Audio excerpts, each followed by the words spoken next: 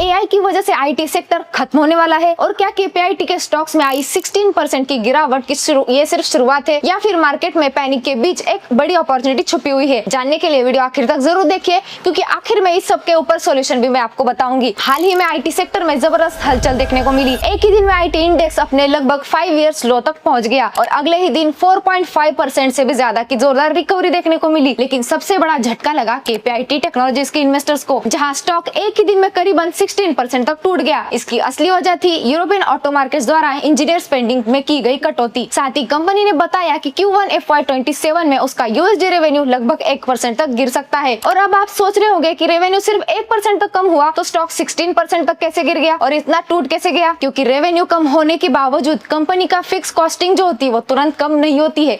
यही वजह है कि EBITDA और प्रॉफिट मार्जिन पर ज्यादा दबाव आने की पॉसिबिलिटीज होती है। अब सवाल आता है, क्या इसके पीछे एआई छुपा है? तो एक्सपर्ट्स का मानना है कि एआई आईटी सेक्टर को खत्म नहीं कर रहा, बल्कि उसे बदल रहा है। पहले कंपनियां ज्यादा इंजीनियर जोड़कर ग्रोथ दिखाती थी, लेकिन अब एआई कोडिंग, टेस्टिंग और वैलिडेशन जैसे काम पहले से ही कम समय में और ज्यादा तेजी से कर रहे हैं। इससे क्लाइंट की कम कॉस्ट और कम टाइमिंग से ज्यादा उम्मीद लगी हुई है और यही इंजीनियरिंग कंपनीज के लिए बड़ा नया चैलेंज बन गया है। अब इसीलिए इन्वेस्टर्स को 5 बातों पर नजर रखनी होगी: Q2 recovery, margin improvement, AI revenue, new deal swings और यूरोप के बाहर की कंपनीज की ग्रोथ। अगर केपीआईटी इन सभी पैरामीटर्स पर अच्छा परफॉर्मेंस आने वाले समय में करता है तो ये गिरावट टेम्पररी साबित हो सकती है। लेकिन अगर ऐसा नहीं हुआ तो आने वाले समय में आईटी सेक्टर और भी बड़े बदलाव देखने मिल सकते हैं। तो आने वाले डिसीजंस पर नजर रखने के लिए और ऐसे ही मार्केट के अपडेट्स टाइम टू टाइम जानने के लिए SK Tech को जरूर सब्सक्राइब करें।